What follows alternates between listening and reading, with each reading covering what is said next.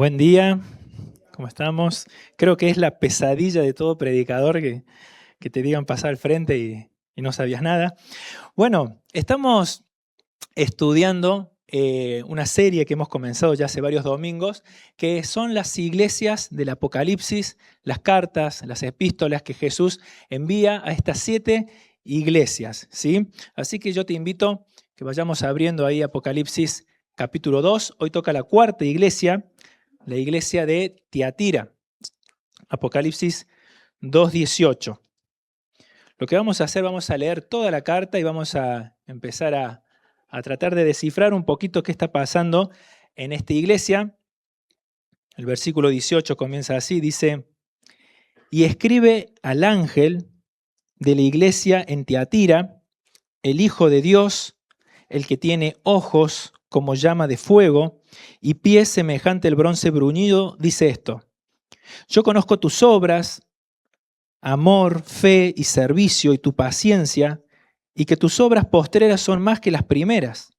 Pero tengo unas pocas cosas contra ti, que toleras que esa mujer Jezabel, que se dice profetiza, enseñe y seduzca a mis siervos a fornicar y a comer cosas sacrificadas a los ídolos. Y le he dado tiempo para que se arrepienta, no quiere arrepentirse de su fornicación. He aquí, yo la arrojo en cama y en gran tribulación a los que con ella adulteran, si no se arrepienten de las obras de ella. Y a sus hijos heriré de muerte, y todas las iglesias sabrán que yo soy el que escudriña la mente y el corazón, y os daré a cada uno según vuestras obras. Pero a vosotros y a los demás que están en Tiatira, a cuanto no tienen esa doctrina y no han conocido lo que ellos llaman las profundidades de Satanás, yo os digo, no os impondré otra carga. Pero lo que tenéis, retenedlo hasta que yo venga. Al que venciere y guardare mis obras hasta el fin, yo le daré autoridad sobre las naciones. Y las regirá con vara de hierro, y serán quebradas como vaso de alfarero, como yo también le he recibido de mi Padre. Y le daré la estrella de la mañana. El que tiene oído, oiga lo que el Espíritu dice a las iglesias. Este estudio lo hemos titulado Recalculando, como esa vocecita del GPS que escuchamos cuando nos desviamos del camino y te dice: volvé al camino que tenés que transitar por este lado. Así que eso es básicamente lo que Jesús está haciendo con estas cartas, está recalculando el camino para que estas iglesias vuelvan al camino que deben transitar. Ahora, es muy interesante la carta a la iglesia de Tiatira. Sí, hay muchos versículos, son 12 versículos que no vamos a estudiar versículo por versículo, pero sí nos vamos a enfocar a los 3 primeros versículos. Ahí está el foco del mensaje, el foco de la atención que está ocurriendo en Tiatira. Y en cada carta que observamos hay un patrón, ¿sí? Podemos dividir la carta en 2 bloques. Hay un bloque principal que es corto, que es cómo Jesús se presenta en la carta. Y hay otro bloque de lo que Jesús tiene que decir en la carta. No sé cuándo fue la última vez que te llegó una carta. Ya no llegan tantas cartas. No sé, un telegrama, un aviso legal. Pero podemos hablar de mails, ¿sí? Te han llegado mails, te llegan muchos mails, correos electrónicos. Y lo primero que ves es quién envía el correo. Porque depende de quién te envíe el correo, ¿sí? Le da valor y profundidad al contenido del correo. Si te envía un correo a alguien que no conoces y que no tiene ningún tipo de autoridad en tu vida, no te interesa lo que contiene ese correo. Ahora, si te llega un correo de tu jefe y vos le vas a prestar una atención distinta a que si es un desconocido. Y si vos empezás a leer que tu jefe te está hablando de una forma formal, ya te empezás a agarrar de la silla, porque ¿por qué me escribe formal? Entonces, el contenido tiene mucho que ver, quién te envía la carta tiene mucho que ver, y quien envía la carta es Jesús, ¿sí? Es el dueño de la iglesia, el Señor de la iglesia. Y fíjate cómo se presenta Jesús en esta carta. ¿Te acordás cómo se presentaba en Éfeso? En Éfeso Jesús se presentaba como aquel que camina entre medio de los 7 candeleros de oro. Era alguien que se paseaba por la iglesia. Y estaba directamente unido al mensaje que Jesús tenía que decirle a la iglesia de Éfeso. Ellos tenían un problema en su corazón, un problema en cuanto a su amor. Y Jesús le está diciendo: yo camino por la iglesia. Yo conozco lo que estás pensando, yo conozco lo que hay en tu corazón en este momento. Y Jesús tiene esa capacidad, tiene ese atributo que solamente lo tiene Dios, que es la omnisciencia y omnipresencia. Él está presente al mismo tiempo en todas partes, en todas las iglesias locales del mundo. Jesús está presente acá, Jesús está presente en la iglesia que está en China, Jesús está presente en todas partes. En la iglesia de Esmirna, no sé si te acuerdas cómo se presentaba Jesús. Jesús se presentaba como aquel que estuvo muerto y resucitó. Y era un mensaje muy profundo porque era una iglesia que estaba pasando por tribulaciones. Y Jesús le estaba presentándose de una forma para transmitir esperanza a la iglesia de Esmirna. Y pasa lo mismo con Pérgamo. Jesús se presenta como alguien que tiene una espada de doble filo. Pérgamo tenía un gran problema de tolerar a falsos profetas. Y Jesús está diciendo, miren que cuando yo hablo con la verdad y tengo la capacidad de discernir entre la verdad y la mentira. Ahora, con este escenario, fíjate el versículo 18. Jesús se presenta como el Hijo de Dios. Y nosotros estamos acostumbrados a escuchar prédicas sobre el Hijo de Dios. Pero tenemos que recordar que Tiatira estaba en una cultura muy pagana, había mucha idolatría, muchos ídolos se decían ser Dios y muchos ídolos decían tener hijos que eran hijos de Dios. Y Jesús se está presentando acá como el verdadero Hijo de Dios. Quien habla es el Hijo de Dios. Quien te escribe una carta no es un líder espiritual, no es un pastor. Quien te escribe la carta es el Hijo de Dios, el que tiene autoridad absoluta y plena. Ahora mira cómo sigue avanzando en esta presentación, en esta autopresentación de Jesús. El que tiene ojos como llama de fuego. Y por un instante quiero que pienses cómo es esta imagen. Un Jesús con ojos como si fueran llamas de fuego. La verdad que ninguna imagen que vi no llegaba a capturar, creo que la idea que Jesús está transmitiendo acá. Debe ser algo que llamaba mucho la atención. Alguien que se presenta con esos ojos profundos como si fueran llamas de fuego. ¿Qué es lo que quería decir Jesús? Bueno, en primer lugar lo que Jesús está diciendo, mis ojos, mi forma de ver las cosas es muy distinto a tu forma de ver las cosas. Jesús se está separando totalmente de los ojos de otra criatura, de cualquier tipo de ángel, de cualquier tipo de ser humano. Los ojos de Jesús son muy distintos a los ojos que nosotros conocemos de cualquier ser vivo o creado. Jesús tiene la capacidad de ver la realidad tal cual como es. No sé si pensaste un poco cómo percibís vos la realidad, cómo percibo yo la realidad. Nosotros, cuando vamos a generar una opinión, una crítica acerca de alguien, acerca de una iglesia, acerca de un hermano, nosotros generamos esa opinión en base a ¿qué? A la información que tenemos, y a esa información está un poco empañada con el sesgo que puedo llegar a tener, con esa inclinación, con ese prejuicio, y en base a esa información, en base a mis prejuicios, yo genero una opinión, yo genero una crítica. La iglesia de Canal de Vida es así. ¿Y de dónde surge esa opinión? Bueno, surge del pedacito de información que tengo yo.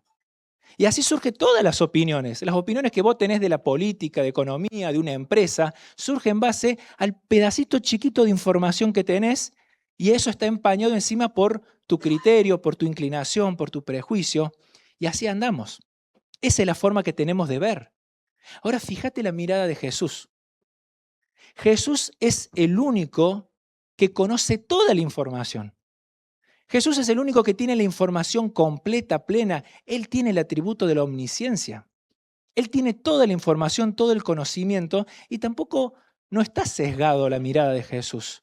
No tiene una tendencia, una inclinación que empaña la realidad.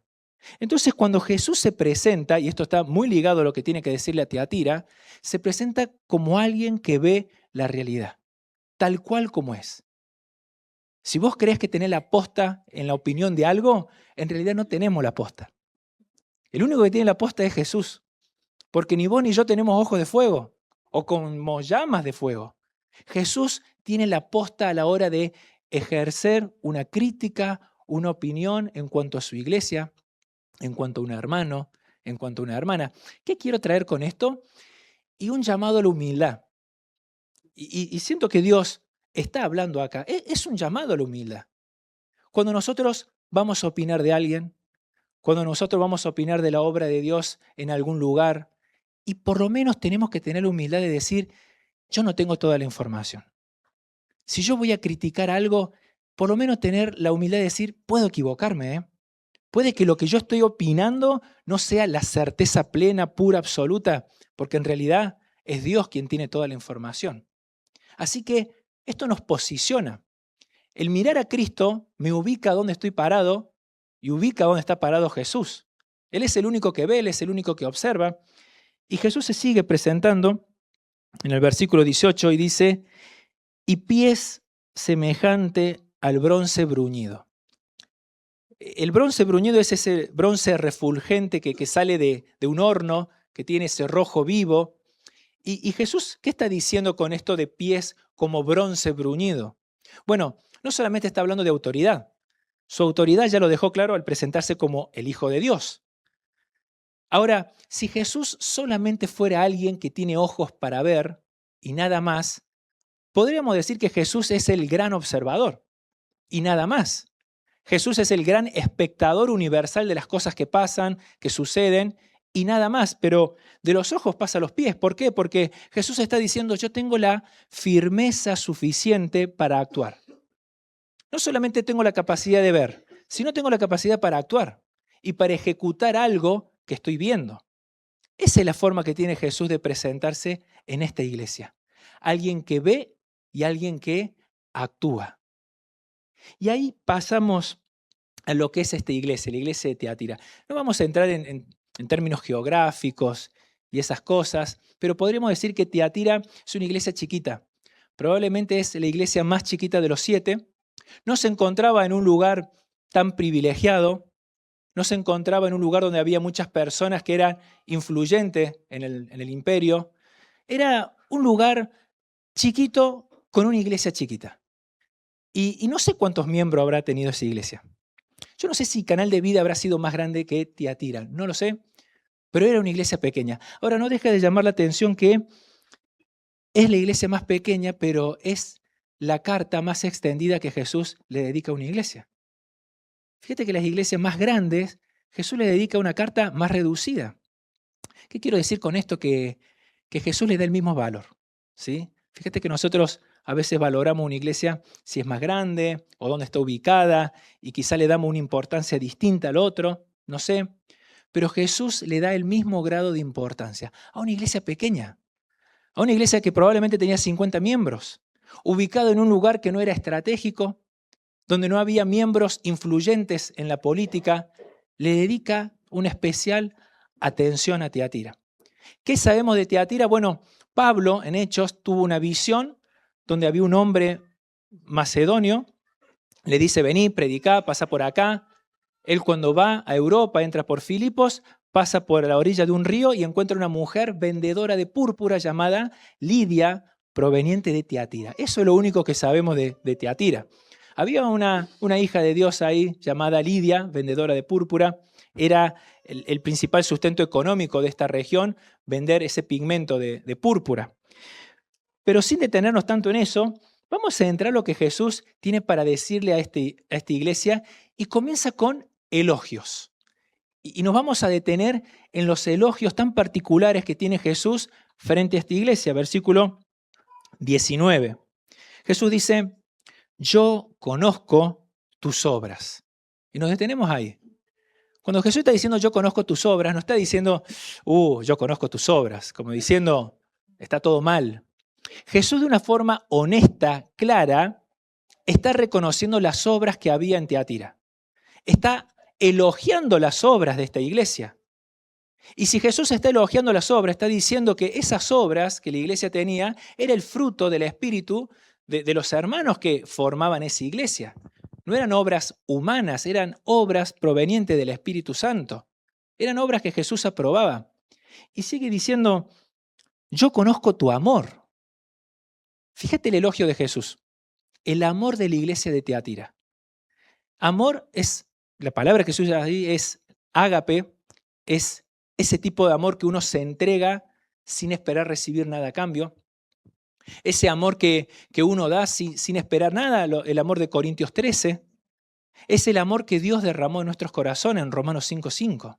El amor de Dios ha sido derramado en nuestros corazones, para que nosotros derramemos ese amor. El amor es el ADN del Hijo de Dios, del cristiano. Jesús dijo que en esto van a conocer que son mis discípulos, que se amen los unos a los otros. Ahora, que Jesús esté reconociendo el amor y elogiando el amor de Tiatira no es poca cosa. Fíjate que la amonestación de Jesús a la iglesia de Éfeso, ¿cuál fue? Ustedes tienen un problema en cuanto a su amor. Ustedes olvidaron su primer amor. Ustedes se fueron enfriando y fíjate lo que Jesús está amonestando en Éfeso, está elogiando en Tiatira. No sé qué pensás si Jesús viene y dice, la verdad, reconozco y elogio el amor que hay en Canal de Vida. O lo vamos a reducir más, que Jesús te diga a vos, reconozco tu amor hacia conmigo. Decime si como cristiano no te sentirías realizado. Para mí es un montonazo. Reconozco tu amor, digo, ya está, Señor, después de esto, llévanos porque ¿qué más hay? Ya está, ya hemos logrado todo. Jesús está elogiando el amor que tenemos. Pero si eso fuera poco, Jesús sigue elogiando a la iglesia y dice, reconozco tu fe. Si el amor ya es poca cosa, imagínate que Jesús esté reconociendo encima la fe de la iglesia de Tiatira. Y cuando hablamos de fe, no es simplemente la descripción de lo que creía la iglesia de Tiatira. No era simplemente de Tiatira cree en que Jesús es Dios, salvación por gracia. No. Jesús está hablando de la confianza que tenían estos hermanos en Dios. Fe ahí es confianza en Jesucristo en medio de la tribulación. Fe es confianza en Jesús en medio de los momentos cuando las cosas van mal en la vida. Para mí, la mejor ilustración de fe, creo que la has escuchado en algún momento, es eso de que había, esa historia que había un equilibrista y tiende una cuerda de un extremo a otro extremo, abajo había un precipicio y un montón de gente y el equilibrista pregunta, ¿ustedes creen que yo puedo cruzar por esta cuerda al otro extremo? Y todo el mundo decía, sí, y aplaudían. Y el equilibrista iba y volvía. Y después decía, ¿ustedes creen que yo puedo cruzar ahora este vacío con una carretilla? Y todo el mundo decía, sí, creemos. Y el equilibrista iba con la carretilla, cruzaba el precipicio.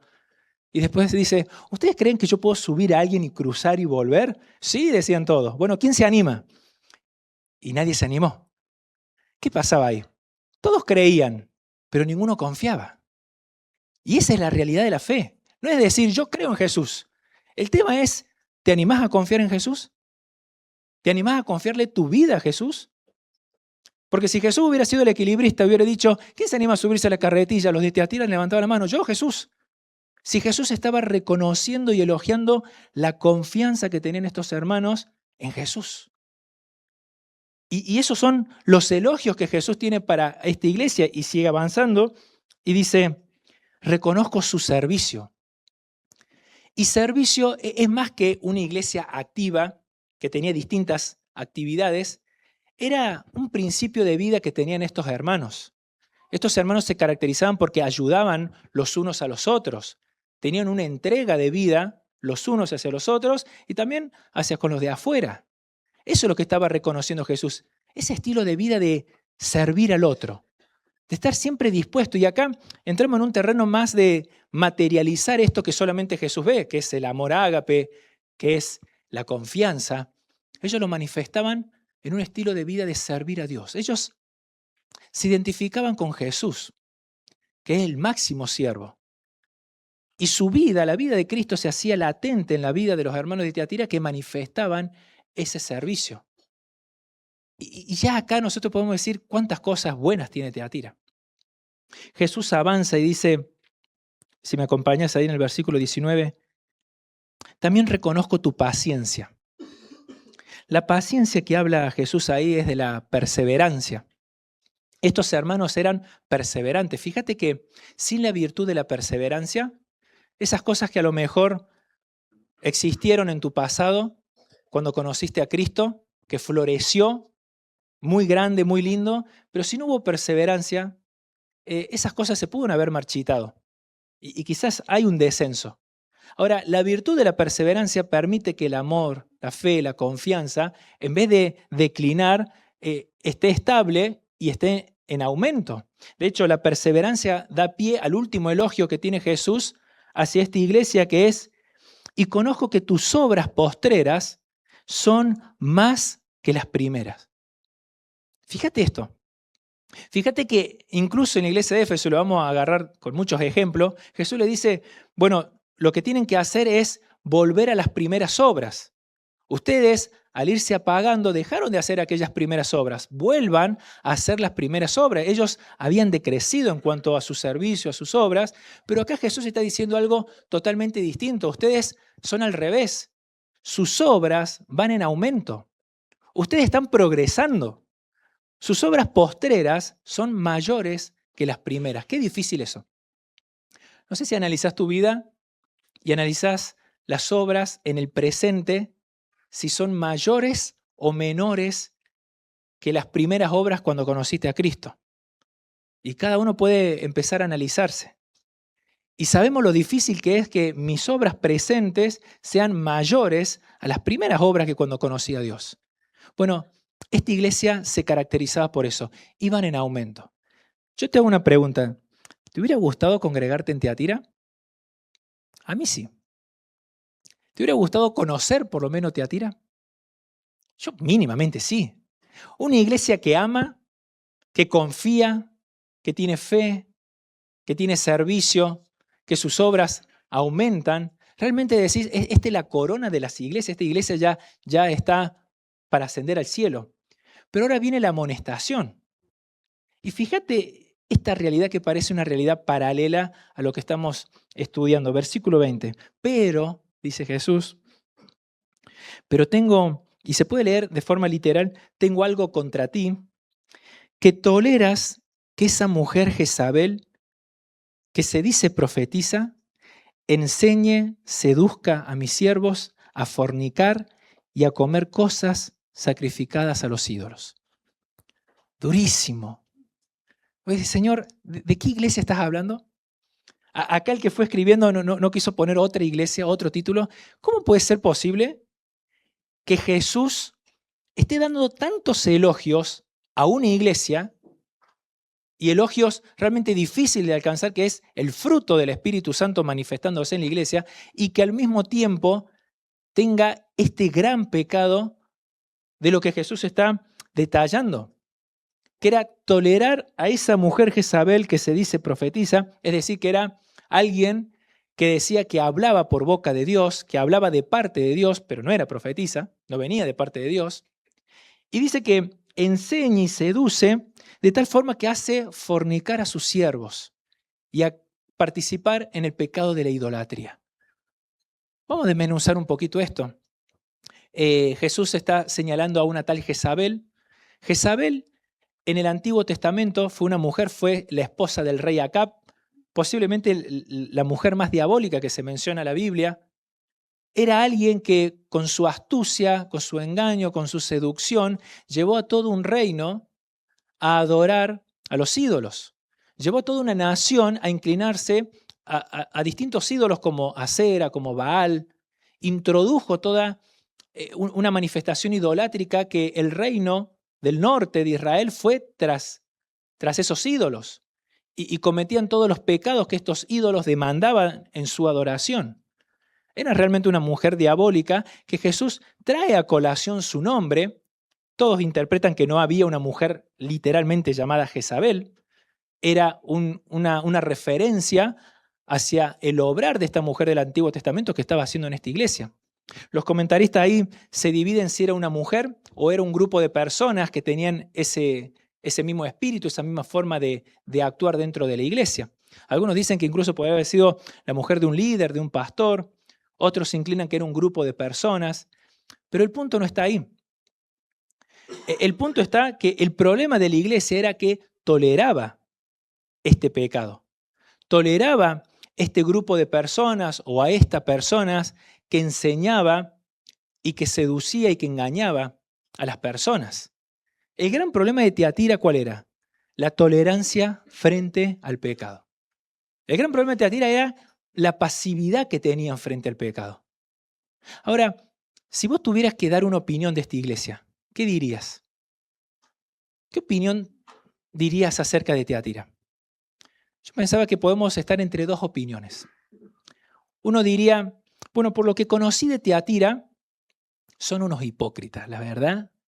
No sabés lo hipócrita que son. Ellos hacen obras, manifiestan un montón de cosas, pero no sabés, toleran el pecado. Son unos hipócritas. Para mí no es una iglesia, para mí son diabólicos. Quizás exagerando un poco, pero por ahí podría venir una opinión de desacreditar totalmente esta iglesia. Otra opinión podría ser, me encanta Tiatira. No sabés. Las obras que tienen, el amor que tienen, la perseverancia, tienen algunas cositas, ¿no? Hay raras, pero es una muy buena iglesia. Y quizá nuestra opinión puede estar entre minimizar ciertas cosas o descartar ciertas cosas. Ahora fíjate la opinión de Jesús. Jesús pasa a elogiar la iglesia y reconocer las virtudes que tiene esta iglesia, pero al mismo tiempo confrontar el problema y el pecado que tiene esta iglesia y comunicar las consecuencias si esa iglesia no se arrepiente. Esa es la opinión de Jesús. Esa es la opinión de alguien que ve todo el panorama completo. Elogiar y al mismo tiempo amonestar. Nosotros a veces manejamos la vida cristiana como si fuera una balanza. Como que en un lado del platillo ponemos las obras, los frutos y las cosas que tenemos y del otro lado el pecado. Y si la cantidad de obra y cosas que hago son muchas, es como que podría anular el otro lado del platillo, el otro lado del pecado. Es como que, bueno, mis pecados son pasables porque mira todas las cosas que estoy haciendo, como si algo que hago acá anula lo otro y no es así. Jesús tenía los ojos puestos en las cosas y en las virtudes que tenía Tiatira, pero también tenía los ojos puestos en los pecados de Tiatira. Y una cosa no anulaba a la otra. Ahora la gran pregunta es, ¿cuánto tiempo fueron pasivos los de Tiatira? ¿Cuánto tiempo fueron pasivos con esta mujer o este grupo de personas que engañaban y seducían? Bueno, no lo sabemos. No sabemos si su pasividad duró un mes, no sabemos si su pasividad duró 15 años, no sabemos. Lo que sí sabemos es que si ellos no se arrepentían, iba a venir una consecuencia. Y la realidad de Tiatira, que es nuestra realidad, es que lamentablemente existe la posibilidad de que nosotros podamos desarrollarnos en un área de la vida y al mismo tiempo estar retrocediendo en otra área. Y no lo vemos así. No es la forma que tenemos de evaluar la vida cristiana. Pero la realidad que muestra Tiatira y que enseña Tiatira es que vos podés estar tu vida cristiana viviéndola en un área y estás progresando y estás aumentando muchas cosas y vas en ascenso y tus obras postreras son mayores que las primeras, pero en otra área estás retrocediendo. Y no simplemente retrocediendo en una rebeldía, quizás en la pasividad frente al pecado. Qué peligroso. Qué peligroso es para mi vida si yo voy avanzando en un área y el 100% de mi atención está puesto en esas áreas que estoy avanzando y en las debilidades que yo sé que tengo, voy retrocediendo y lo voy tapando. Y hasta mi conciencia parece que ya deja de molestarme esto porque total está toda mi atención puesta acá. Y quizás estas cosas son visibles. Y quizás lo que ven los otros de mí son estas cosas que voy avanzando, lo visible, quizás mi conocimiento en la palabra de Dios, los estudios bíblicos, quizás mi servicio, las obras que yo hago, las cosas que estoy haciendo por la iglesia, cómo estoy manifestando el amor. Y quizás todo eso visible me está confundiendo y no estoy viendo lo otro. Quizás nadie lo ve. Quizás lo único que lo ves son las personas que están en tu familia. Yo pensaba qué cruel debe ser para una familia ver cómo visiblemente para los de afuera, tu papá, tu mamá, tus hijos, tu esposo, tu esposa, ve que está avanzando. Y todos digan, che, qué bárbaro tu papá, qué bárbaro tu mamá, qué bárbaro tus hijos, tu esposa, tu esposo. Y vos decís, che, pero en casa yo veo cómo está retrocediendo en esto. Y cada vez está peor. Y lo sufre. Es cruel eso para la familia. Es engañoso para saber dónde estoy parado. Y la pregunta es, ¿cómo llegamos a permitir esto? ¿Cómo llegamos a ser pasivos frente al pecado? Pensaba que las debilidades es algo que juega un papel muy real en esto. Cada uno tiene su debilidad y qué bueno que seamos honestos, que cada uno sea honesto con sí mismo y decir, che, yo tengo una debilidad en esto. Y es por eso que hay pecados que los trato de una forma y hay pecados que trato de otra forma. Por ejemplo, ¿quedarse con un vuelto es pecado? Sí, es pecado. No hay que quedarse con un vuelto, es plata que no te corresponde. Ahora, fíjate que a veces quedarnos con un vuelto es algo que nos carcome el corazón. Ahora es más fácil las cosas porque haces una transferencia y devolves el vuelto, pero cuando no existía la transferencia, yo me acuerdo, me quedaba con el vuelto y tenía que ir hasta el kiosco y devolver la monedita y volver, porque esas monedas me quemaban las manos. ¿Por qué? Porque el pecado del robo, para algunos, es algo que no se negocia. Vos decís, no, no puedo, siento como que maté a alguien si me quedo con un vuelto. Ahora, por otro lado, yo puedo herir con mi boca a otra persona, la puedo lastimar y me voy de esa conversación o de esa discusión como si no pasó nada. Bueno, yo soy así. Y no hay ni siquiera remordimiento. Vos fíjate, para el pecado del vuelto era el infierno, pero para esto no. Y así vamos tratando en los pecados, ¿no? Según la debilidad que vamos teniendo. La realidad es que si tenés una debilidad, probablemente a ese pecado lo tratás de otra forma. Probablemente es que seamos pasivos. No tengamos una reacción como reaccionaríamos frente a otro pecado. Y es ahí donde Dios quiere que pongas la lupa. Y Dios reconoce tus obras. Y Dios no es que es alguien ciego que no ve el esfuerzo que haces. Las oraciones, a lo mejor orás por personas que ni siquiera se imaginan que vos estás orando por ellas. Y Dios ve esas oraciones, escucha, reconoce, no te descarta, pero también ve lo otro y quiere corregir lo otro. Pensaba en la justificación, en la autojustificación. A veces somos pasivos con el pecado porque nos autojustificamos. Decimos, bueno, esto no es tan grave por esto. Bueno, si fulano hace lo otro, mira si yo no voy a hacer esto. A veces la falta de perdón, la ira, la bronca, el enojo, es algo que vamos justificando porque hay un argumento que tiene lógica en mi mente. Yo digo, ¿cómo no voy a estar enojado o cómo no voy a llevar 10 años enojado con esta persona si mira lo que me hizo? ¿Cómo no voy a perdonar a esta persona si mira lo que pasó? Entonces vamos autojustificando y vamos tratando ese tipo de pecado con una pasividad que ya no nos molesta, no nos molesta. Y Jesús dijo, es ahí donde quiero actuar. Así que ahí estaba la iglesia de Teatira. Jesús estaba amonestando su pasividad y ese es el tema del mensaje. Eso es lo que quiero que te lleves. Vos sabés que Jesús dijo, si tu ojo te es ocasión de caer, quítatelo, porque es preferible entrar al cielo con un solo ojo que con los dos al infierno. Si tu mano te es ocasión de caer, córtate la mano. ¿Qué está diciendo Jesús? Bueno, no está enseñando algo literal. No vamos a entrar al cielo todos desmembrados, gracias a Dios.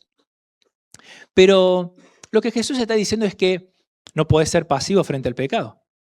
Lo que Jesús está enseñando y está usando ese ejemplo tan grande, tan máximo, para captar nuestra atención y decir, frente a distintos pecados tenés que tener una acción. Hay algo que te corresponde a vos y me corresponde a mí frente a distintos pecados.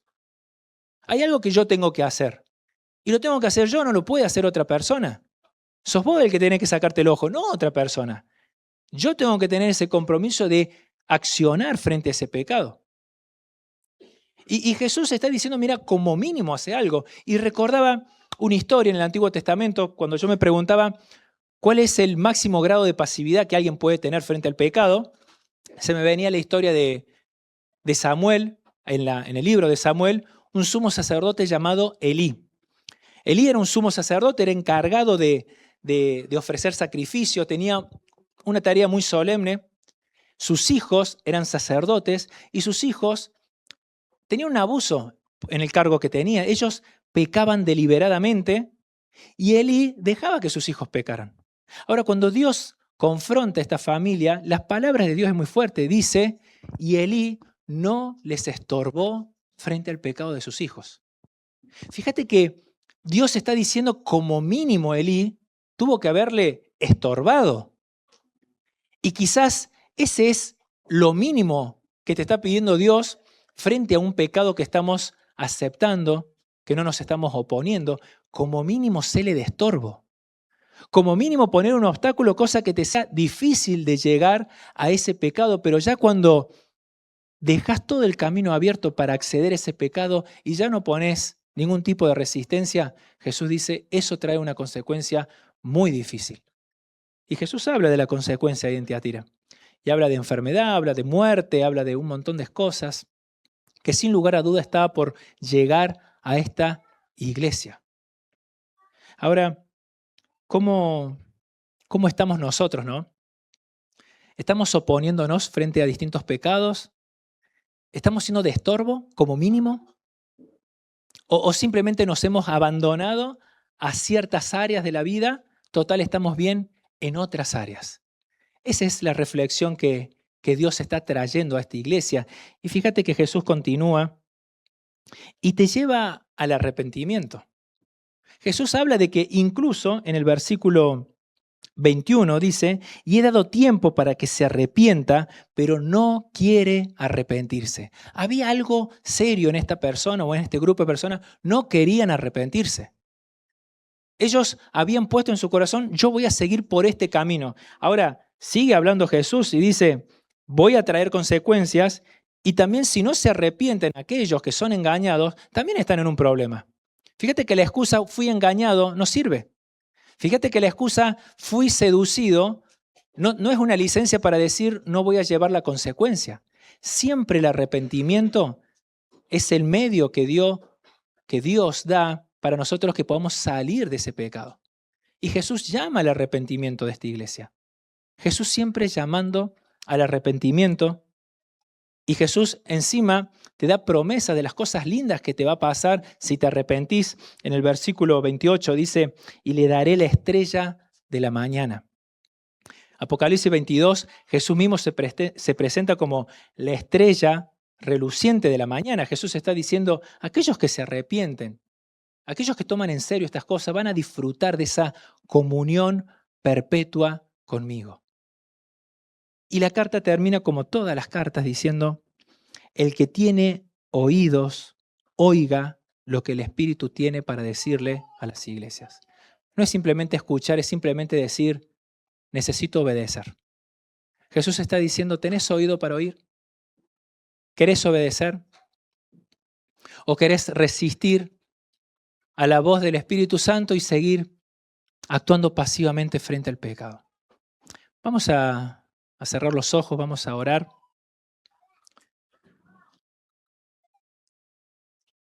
Y yo espero que podamos reflexionar un poquito en